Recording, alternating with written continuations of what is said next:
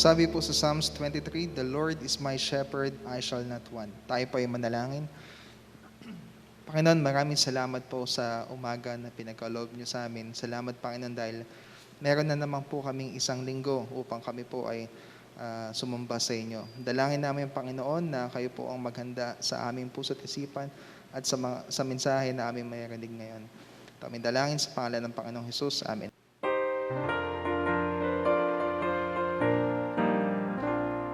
Standing on the promises of Christ my King, through eternal ages let His praises ring. Glory in the highest I will shout and sing, standing on the promises of God.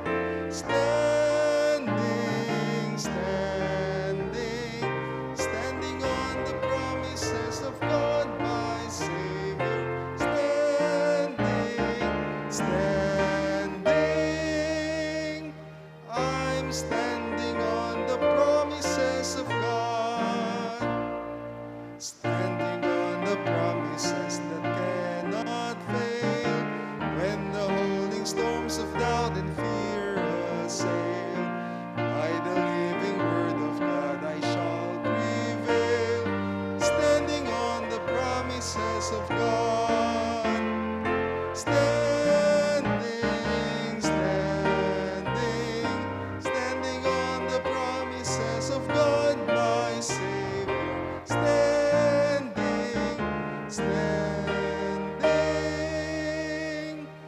I'm standing on the promises of God.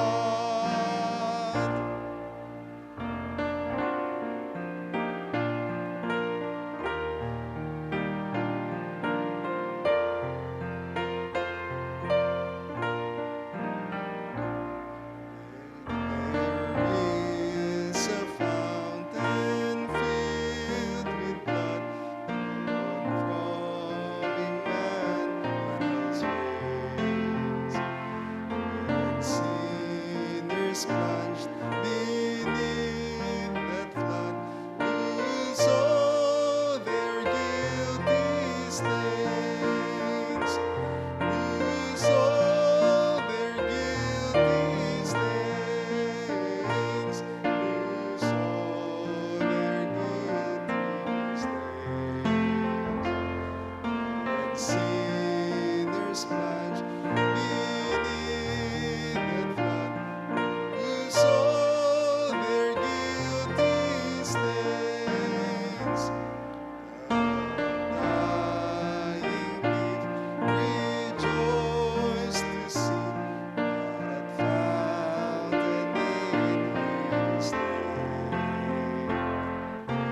There may I, though vilely, wash all my sins away. Wash all my sins away. Wash all my sins away. There may I, though vilely, wash all my sins away. Tayo po'y manalangin.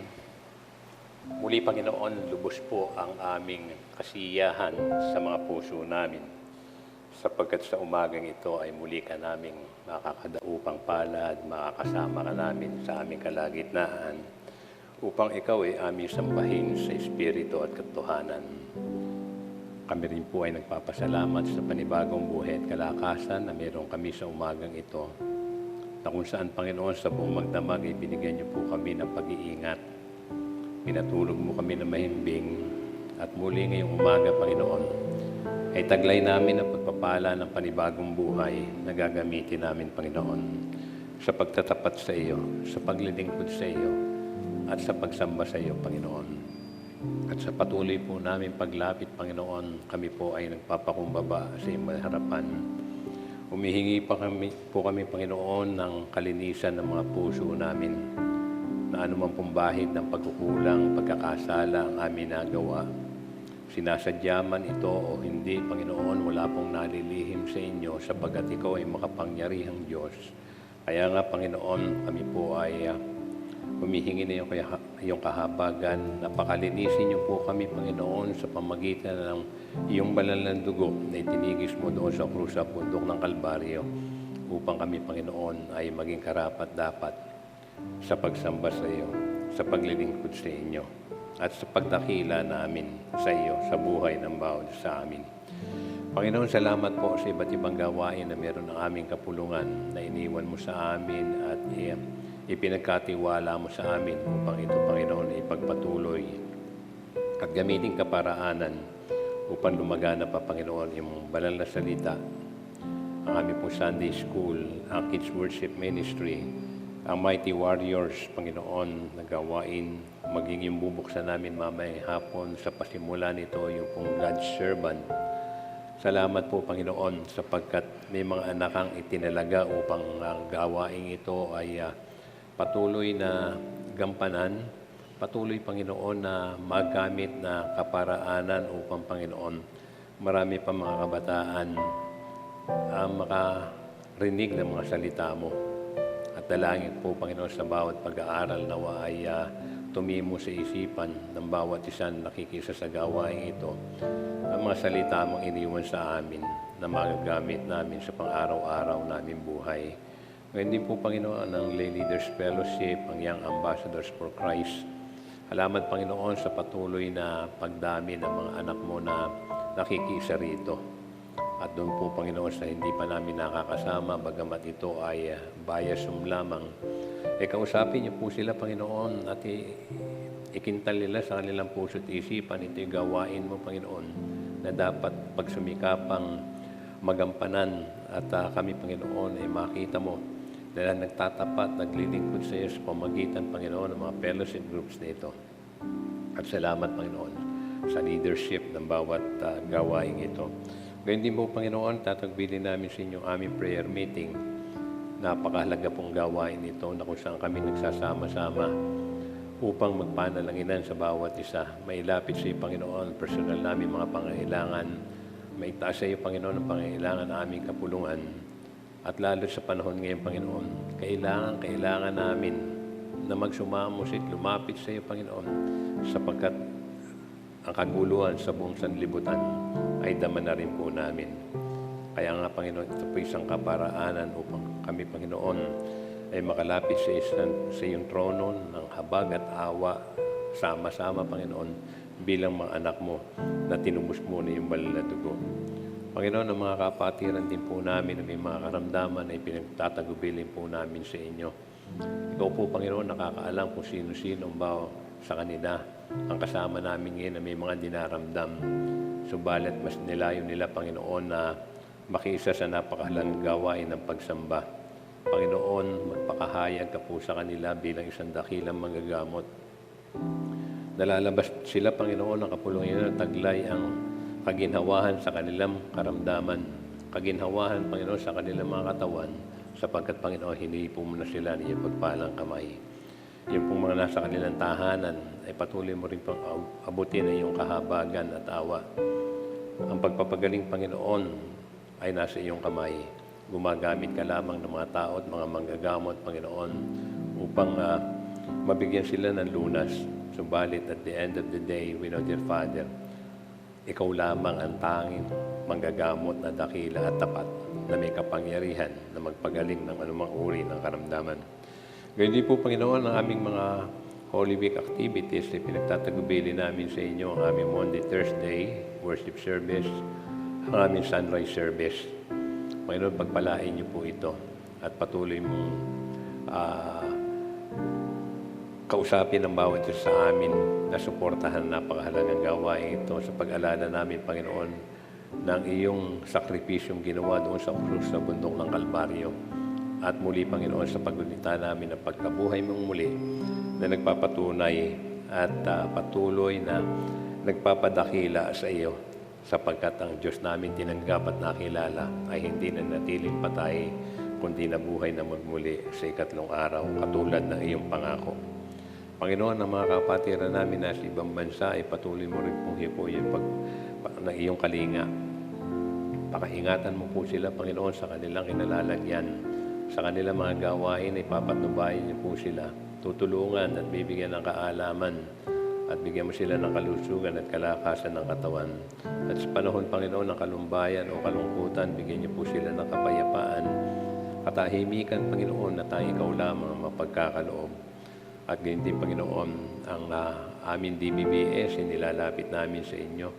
Na ito po, Panginoon, ibigay niyo po ng pagtatagumpay na ang mga magulang, Panginoon, ay hikayatin ang kanilang mga anak na makiisa sa napakahalagang gawain ito ng pag-aaral na habang sila ay nasa loob lamang ng tahanan, Panginoon, ay makapagbibigay sila ng kapurihan, kaluwalhatian sa iyong pangalan sapagkat ito pa ay napakahalagang gawain na dati na pong ginagawa ng aming kapulungan tuwing vacation time. But at this point in time, dear Father, because of the pandemic, ay gagaminan ito, Panginoon, via Zoom. Kaya nga, Panginoon, salamat po na marami sapagkat may mga anak ang ginagamit sa ganitong uri ng gawain. At muli, Panginoon, as we worship you in the Spirit and in truth, dalangin ko po, Panginoon, na patuloy mo ipadama sa amin ang iyong presensya at patuloy namin patibayan ang aming pananampalataya sa iyo. Panginoon, salamat po na marami sa kabutihan at katapatan mo. At muli binabalik namin sa iyong kapurihan at kaluwalhatian sa pangalan ng aming tagapagligtas sa aming mga Panginoong Jesucristo na pinaglilingkuran at sinasamba at tinadakila. Amen at amen.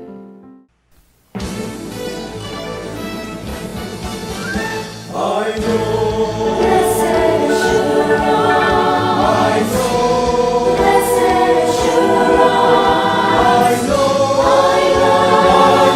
I know that Jesus is mine. Standing on the promises of Christ my King, through eternal ages let His praises ring. Glory in the highest I will shout and sing. Standing on the promises of God. This is my story. This is my song. Praising my Savior all the day long.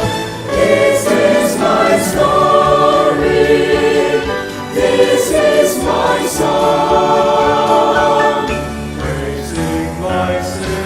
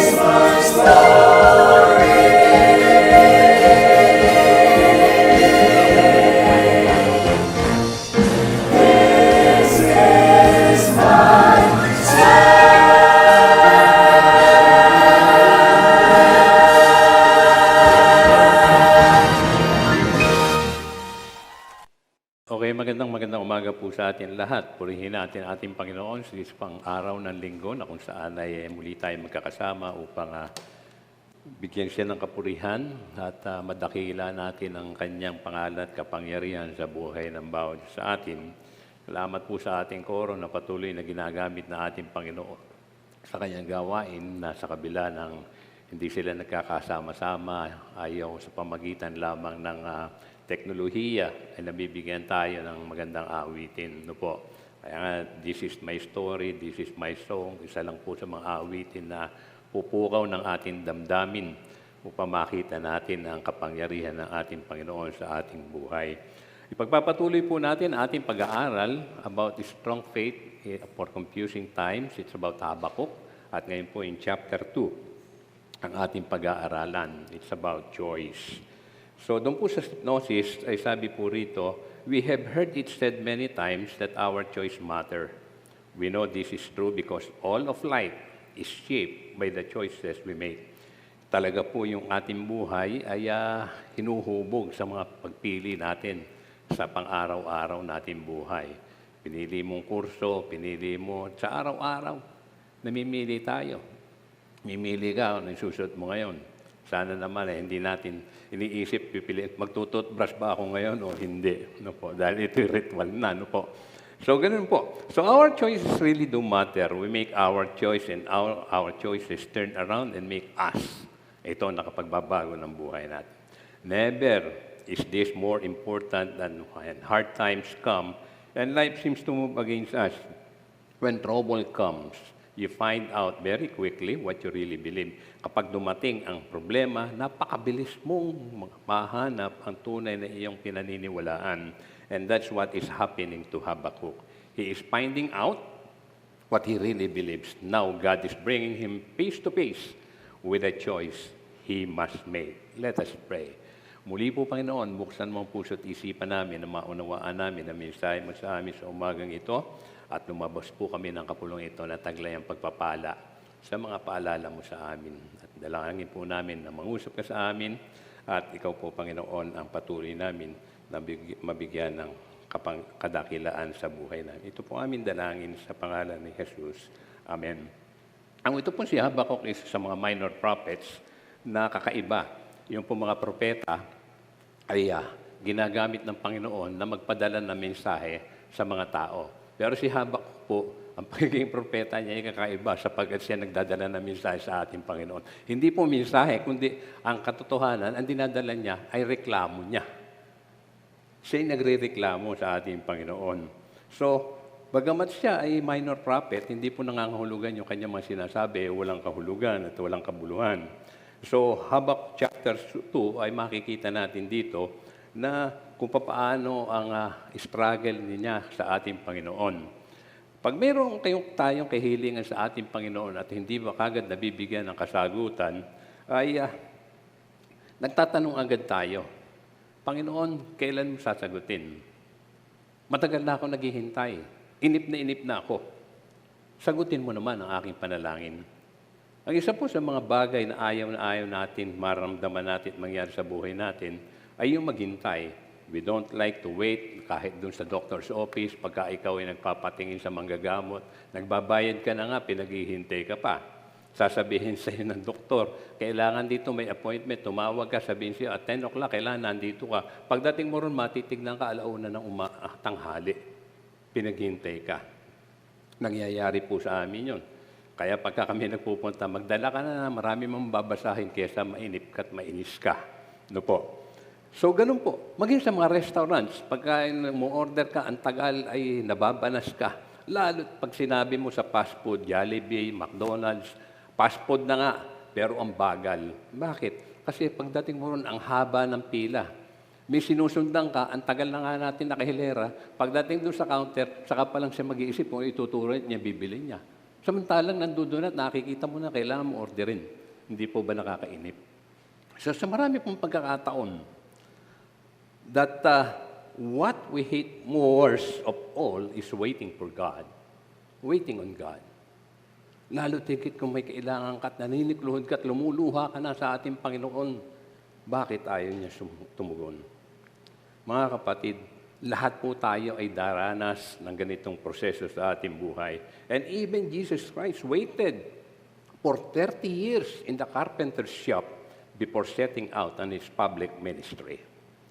Now, why do we wait? Bakit tayo naghihintay? Because it teaches us to trust in God. We learn that His timing is perfect, and one of the facts, at isa po sa mga bagay na dapat natin maunawaan, ay matututunan natin ay ganito. God's delay never destroys His purpose. God's delay never destroys His purpose. At kung babasahin po natin, natuunawain natin ang aklat ng Habakuk, ay mararamdaman natin yung pait, yung dinadala sa puso nito si Habakuk. Damang-dama natin yung kanyang struggle sa puso niya. At hindi niya ito tinatago sa kanyang sarili at sinasabi niya, what is the point of hiding it from God? Anyway, at sabi niya, Lord, gano'ng katagal bago ka sumagot? Bago ka may gawin sa mga nangyayari sa bansa namin, sa bayan namin. Bakit ang tahimik mo? Bakit parang binabaliwala mo ang kaganapang ito? Na ako'y anak mo, nagtatapat ako sa'yo, naglilingkod ako, at sa matter of fact, propeta mo ako. Pero bakit yung kasagutan mo, hindi mo binibigay? Na yung pong mga ganitong mga panalangin ay tinatawag na lament o panaghoy. A prayer in pain that leads to trust. Tulad sa panahon natin ngayon, ang daming struggles, patayan sa iba't ibang lugar, maraming laganap pa rin ang pinagbabawal na gamot. Ang bulkan, ayan, ng Taal ay nag-aalboruto na naman. Ang COVID-19, March 11, sabi ng World Health Organization, 1 taon na. Dito sa atin ngayon, mag-celebrate tayo birthday ni COVID ngayon. Ito yung lockdown. Hindi po ba? Ito yung start ng lockdown dito sa ating bansa. At simula noon, lumala na ng lumala. At sabi nga sa atin ay nagsimula yung Enhanced Community Quarantine, naging MECQ, GCQ, at naging MGCQ, at marami pang CQ. And worse, nanganak na ito. May UK variant, may South African variant, meron Brazilian variant, at official yung sabi nila, meron ng Philippine variant. Hindi ko naman malaman dito sa COVID na ito, na para bagang nagtatagal, ginagawang Miss Universe contest. Para bang lahat ng bansa, kailangan may representative.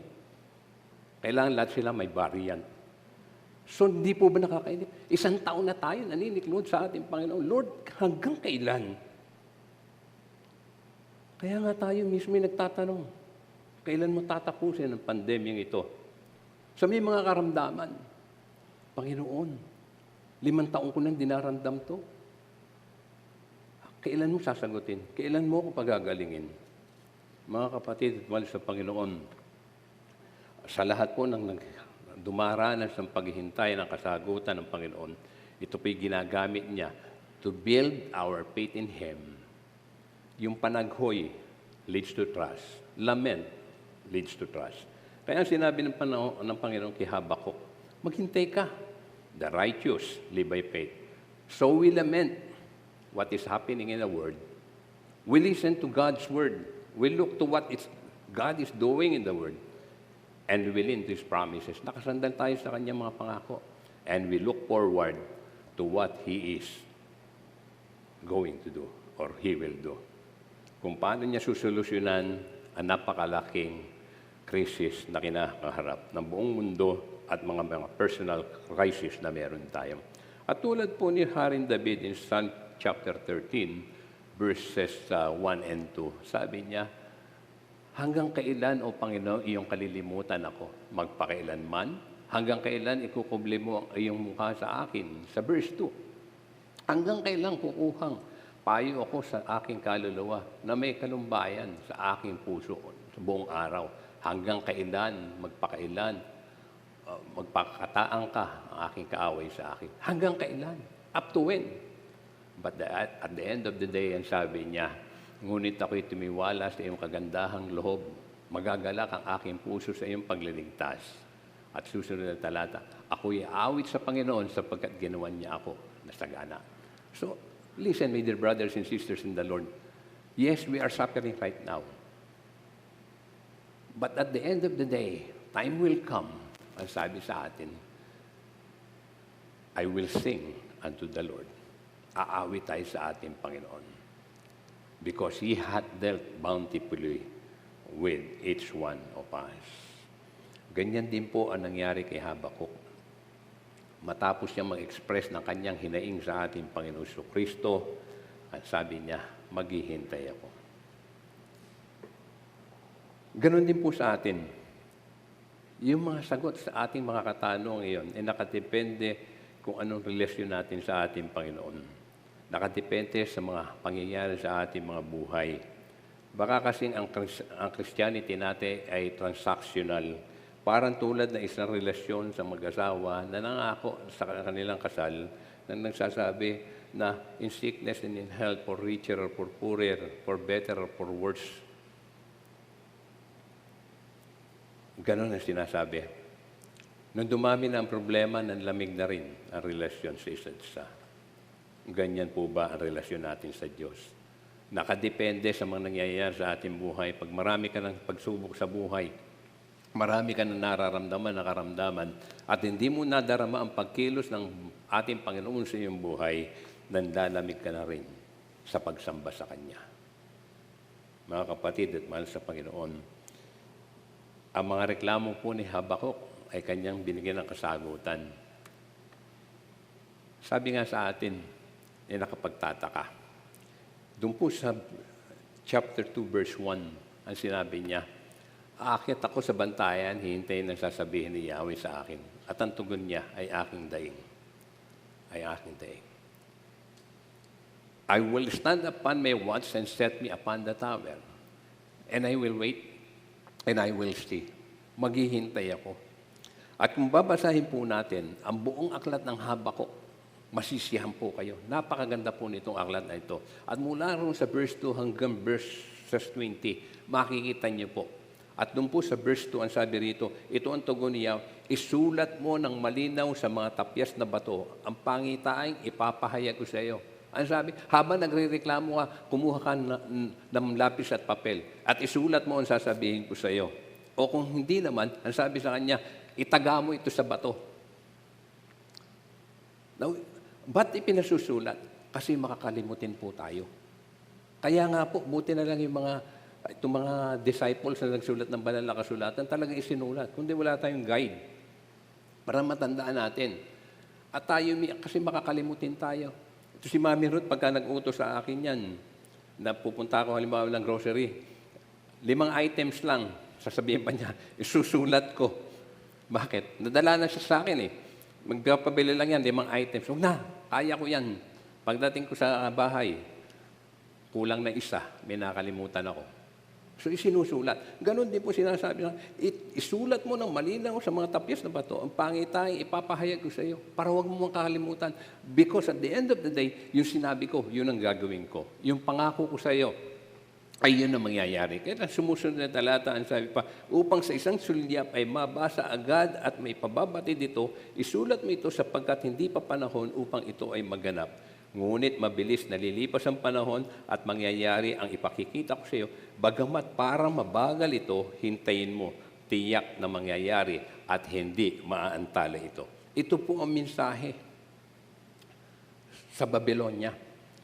Ang hambog ay mabibigo ang kanyang pagmamataas, ngunit ang matuwid ay mabubuhay sa kanyang pananampalataya. Ngunit behold this soul which lifted up in the upright in him, but the just shall live by faith. Ito po ang hindi kasi mapaniwalaan ni Habakuk. Masama na nga yung bayan niya. Pero ang sabi ng Panginoon, ako bahala dyan, ipadadala ko yung bayan ng Babylonia para buksain yan. Ayun ang sinasabi ni Habakuk. Bakit pupuksain mo ito masama rito? Ipadadala mong gaganti rito, sisira rito sa amin, ay mas masama kaysa sa bayan ko. Yun hindi niya maunamaan. Pero ang sabi ng Panginoon, ang sabi niya, ngunit ang matuwid ay mabubuhay sa pamagitan ng kanyang pananampalataya. This is a common verse, the righteous shall live by faith. So I just want to make sure na nakikita natin yung flow ng Habakuk. Nanalangin si Habakuk, dumaing siya, Lord, parang wala kayong ginagawa. Then sumagot si Lord, meron akong ginagawa, tingnan mo. Nung nabalitaan ni Habakuk na ang Babylonia ang gagamitin niya, Nagreklamo na naman siya. Okay, parang may ginagawa kayo, pero parang hindi naman tama. Mas masama pang bansa ay gagamitin nyo para hatulan naman. Then sumagot ulit siya, sa tingin mo hindi tama, pero darating ang araw, itong Babylon ay paparusahan ko pa rin. My dear brothers and sisters in the Lord, bagamat tayo naghihintay, inip na inip ka na, wala tayong karapatan, wala tayo sa posisyon na husgahan ang ginagawa ng Panginoon. So, nung ma-recognize yun ni Habakkuk sa prayer niya, kaya mas pinili niya sa ating topic ngayon, yung verse 1 and verse 4, na nagsasabi dito, the righteous, ang ganap ay mabubuhay sa pananampalataya, and I will wait sa ating Panginoon. And to that end, dalawang bagay po ang nais kong matutunan natin sa umagang ito. Una, believe that the God who saves you hears your prayer. Yung nagligtas sa atin ng Diyos ay narinig yung ating pangalalangin. Meron ka bang pagkabalisa? Nasasaktan ka ba at nararamdaman mo ba na parang napakalayo ng Diyos sa iyo? Na para bagang walang makakatulong sa iyo?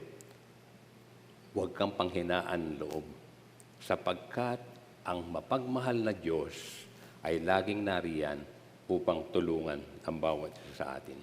At nais kong hikayatin ang bawat isa sa atin kung ano ang sinasabi ng Biblia sa atin. At ang sabi niya dun sa Awit, chapter 8, verse 6, ang aking kapanglawan ay tumawag ako sa Panginoon at dumating ako sa aking Diyos. Tininig niya ang aking tinig mula sa kanyang templo. At ang aking daing sa harap niya ay dumating sa loob ng kanyang pakinig. So God hears our prayers. Naririnig ng Diyos. Bagamat ito'y matagal na, paulit-ulit mo sinasabi sa ating Panginoong Kristo, hindi po nakukulitan ng ating Panginoon. Kung paano hindi siya nakulitan kay Habakkuk. Bawat tanong niya may sagot. Bawat tanong sasagot na naman si Habakkuk. Pero hindi napikon ng Diyos. Pero kung naiinip tayo, tandaan po natin, alam ng Diyos at naririnig niya, pinakikinggan niya ang ating mga panalangin. Kahit ang sabi niya, dumating sa loob ng kanyang mga pakinig. He hears our prayers, even into His ears. Kapag ikaw ay naniniklod sa Panginoon, ililigtas ka sa iyong pagdurusa, mga kapatid. Pagagaling ka sa lahat ng iyong karamdaman at pagpapalain ka ng sagana. Maaaring matagal nga lang, at mananalangin ka ng paulit-ulit, pero darating at darating ang kasagutan sa iyo ng ating Panginoon. Tandaan po lamang natin, kahit tayo naghihintay, God is still in control. God is still on His throne at naghihintay lamang siya ng tamang panahon. Naaalala ka niya, nakikita niya ang buhay mo. Tulad ng sinabi ng Diyos, makapangyarihan siya sa lahat. At ang sabi niya sa Psalm chapter 50, verse 15, tawagan mo ako sa araw ng kaguluhan, ililigtas kita at igagalang mo ko. This is what the Lord wanted Him to do for each one of us. In everything, God will be glorified. Palagi siyang may tataas, palagi siyang madadakila. Kaya nga po ang sabi, if the request is wrong, God says no. Kasi may mga hinihiling tayo, minsan mali. Parang sa mga anak natin. Pag may hiningi ba yan, nakita mo, mami, pahingin posporo. Yung sa liit na bata, bibigyan mo ba ng posporo? Mali yung request niya. Dahil ikasasamaan niya. But if the timing is wrong, God says no. Mali pa. Maghintay ka pa. Sabi, there's a big difference between a delay and a denial. Yung no and not yet. Hindi at wag muna. At pag ito'y nagawa mo, ito'y nagpapakita ng spiritual maturity na meron ka. And if you are wrong, God says, grow. Pag mali ka pa rin naman, when the request and timings are right but you're not right, God says, grow. Kailangan lumago ka pa sa pananampalataya. He wants to do something in your life before He answers your prayer because you're not ready to handle the answer. hindi ka pa handa. Ha? Minsan sabihin natin, Panginoon, pagyamanin mo lang ako, payamanin mo lang ako. Kasi nasa isip mo agad. Pag yumaman ako, bibili akong magagandang sasakyan, bibili akong malaking bahay. Marami akong kasambahay. Will that glorify God? So ang sabi sa atin, you still need to grow. And when the request is right and the timing is right, and you're right, then God says, go. Sige. So God often gives us the green light to our prayers. And that's the reason to celebrate. Bakit? When we pray, God hears more than we say, answers more than we ask, gives more than we imagine, in His own time and in His own way. God has perfect timing, never early, never late. It takes a little patience and a whole lot of faith, but it is worth. It's worth the wait. Maghintay lang po tayo. Maghintay lamang tayo. Remember, God is never going to give you anything that is hurtful or bad for you. Hindi tayo bibigyan na isang bagay na makasasama sa atin. God has a perfect timing. Just wait. Relax lang tayo. Enjoy life. Sa pandemyang ito, magmukmuk ka man, matakot ka man ang gusto, wala rin naman mangyayari sa'yo. Mapapadali pa ang buhay mo. But enjoy the goodness and faithfulness of our Lord Jesus Christ and celebrate because God is with us and He is in us. Now, number 2 and the last, praying God's promises. Why praying God's promise? Ba't ko papanalangin yung mga pangako niya sa akin? Pag kayo'y pagod na sa paghingi sa ating Panginoon ng paulit-ulit at naghihintay ka, tandaan po natin, prayer itself is an act of faith. So you just need to pray for God's promises. Ang sabi nga ng awit, standing on the promises. Diba? Tumindig tayo sa pangako ng ating Panginoon. When you come to God in prayer, it's because you have faith. He will respond. Say tutugon. And just focus your eyes on Jesus. Begin to see at tignan mo na mas malaki ang Diyos at mas makapangyarihan siya kaysa ron sa dinadala mo, sa karamdaman mo, sa pinansyal mo pangangailangan, sa lahat-lahat ng pinagdadaanan mo. Habang naghihintay ka, manatili ka nakatingin sa Diyos na ang ating Panginoon is mas malaki sa mga dinadala mo at pasanin mo. Na hindi kanya pababayaan, hindi kanya iiwan. And then as you see God answer your prayers, your faith will deepen because you see person that He can do what He says He will do. Pag siya nangako sa atin, gagawin niya ito. Hindi sinungaling ang ating Panginoon. Hindi katulad ng tao. Langit at lupa ipapangako sa iyo. At habang nanliligaw yan, lahat ng pangako gagawin sa iyo. Pag iginawahin kita, makakakita ka ng dadaling kita sa langit. Bukas nasunto ka, kita ka nga na Australia, akala mo nasa langit ka. So mga kapatid, pero ang ating Panginoon, ang nangako, at ito ay kanyang gagawin. So as you learn to pray in faith, a great place to start is by claiming the promises of God found in the Bible. At sabi nga sa atin, put your hope in God's promises. Marami pong pangako ating Panginoong Jesucristo. There are more than 7,000 promises in the Bible. At ang mga pangakong ito ay magbibigay sa atin ng katugunan sa matagalan nating hinihintay sa ating mga karaingan. And when you're not sure what to pray, you can use them and help give words to your prayers. Pag pagod ka na't wala ka nang alam na ipanalangin, gamitin mo yung mga pangako niya sa atin, katulad nitong sa Isaiah 40:31. But those who hope in the Lord will renew their strength. They will soar on wings like eagles. They will run and not grow weary. They will walk and not be faint. Sabi nga, and to use this promises of God as a prayer, you might pray, sabi nga natin, Panginoon, pagod na ako. Hindi ko na alam kung anong gagawin. Gusto ko na sumuko. Subalit sa pananampalataya na iniwan mo sa akin, I know that you will renew my strength. You will lift me up and give me new energy so I can keep going. Gamitin niyo yung pangako niya, yung mga talata niya, para lalo kayong tumibay sa kanyang pananampalataya. At sabihin natin, my hope is in you. Ang pag-asa ko ay nasa iyo.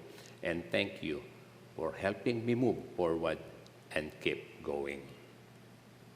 Ang panalangin pong katulad na ito, ang magbibigay sa atin ng tibay sa pananampalataya at magpapaalala sa atin kung anong ipinangako niya na iniwan sa atin.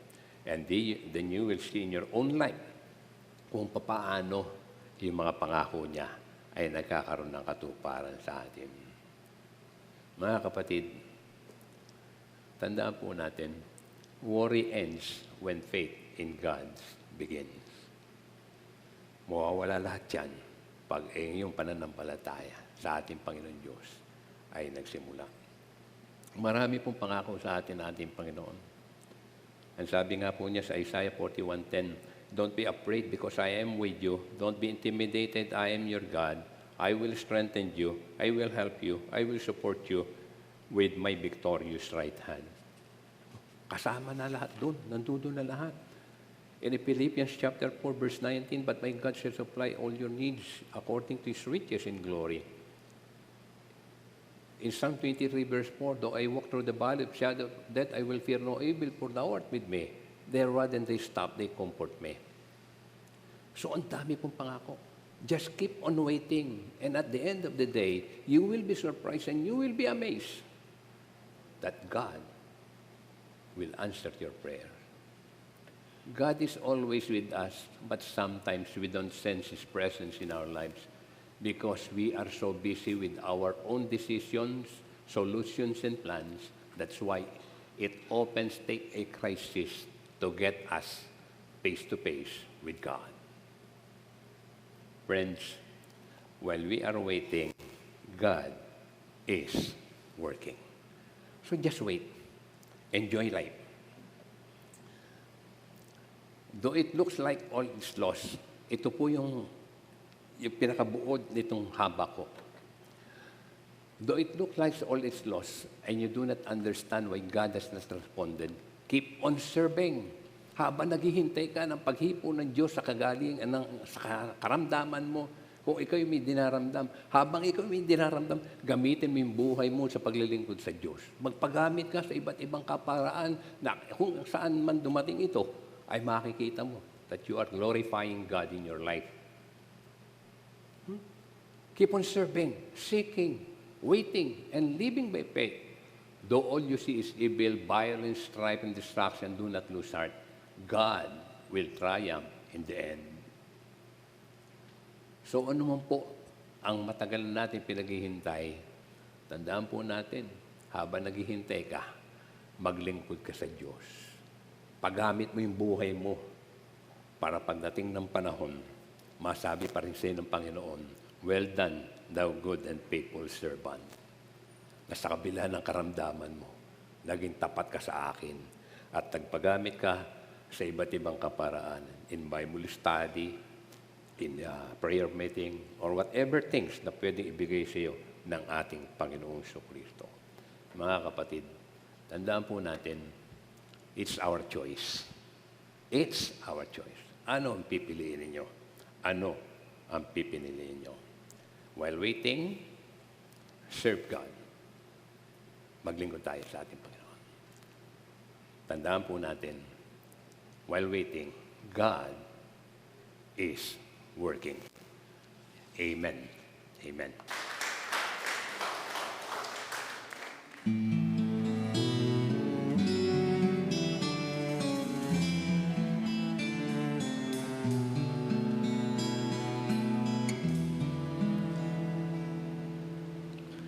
God, you have so much to say to me, so many things to do, but it seems so very light thing, no effort, Lord, for you.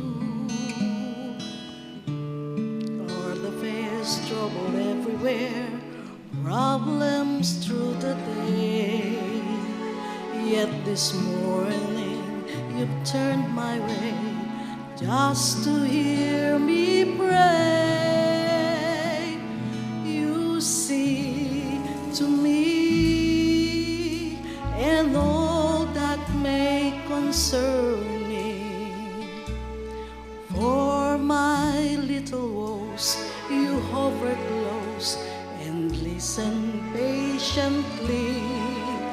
You have focused your attention on my every situation. If I'm good or bad, glad or sad, God, I know you'll see to me.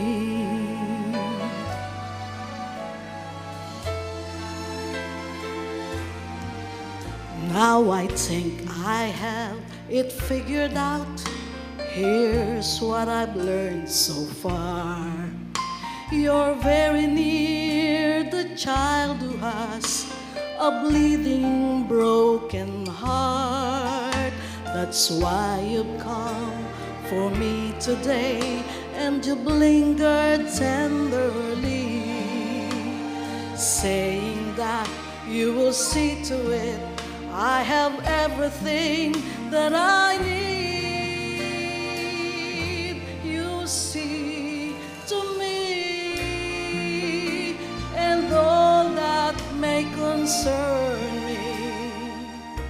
For my little woes, you hover close and listen patiently. You have focused your attention on my every situation. If I'm good or bad, glad or sad, God, I know you'll see to me. Yesterday a healing, today it is your peace. Tomorrow I may need you, Lord, to calm the storm in me. You have focused your attention on my every situation. If I'm good or bad, glad or sad, God, I know you'll see to me. Kaya po, huwag tayong manimdim, huwag tayong mag-alala, dahil God will see us through. Maraming salamat, Panginoon, sa mensahe ng awit. Faith is the victory. Tunay nga po, Panginoon, marami kaming kahilingan, marami kaming hinihintay na kasagutan. Ang iba sa amin ay naiinip na. At tunay nga, Panginoon, na ang paghihintay ay napakahirap.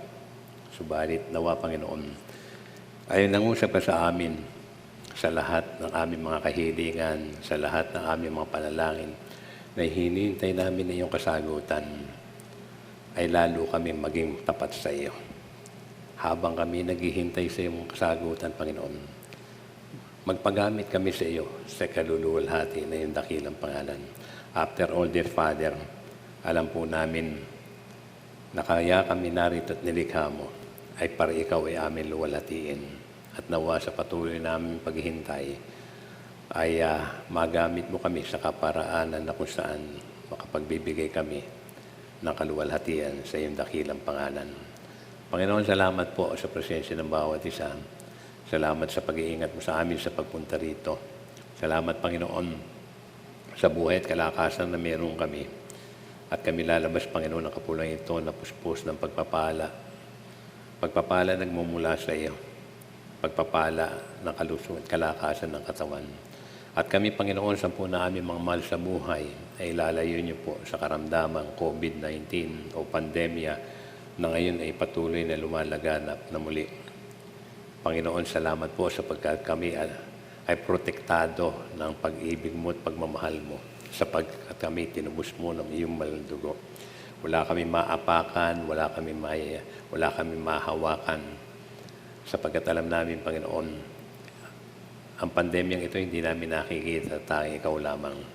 Kaya nga't sa bawat takbang namin at sa bawat paghawak namin, ikaw ang mangunguna sa amin. Hahawakan mo aming kamay, hahawakan mo aming mga paa upang, Panginoon, maingatan kami sa karamdamang ito.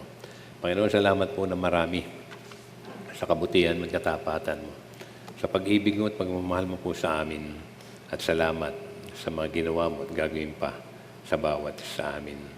At patuloy ka nawa namin, Panginoon, paglingkuran habang kami ay naghihintay.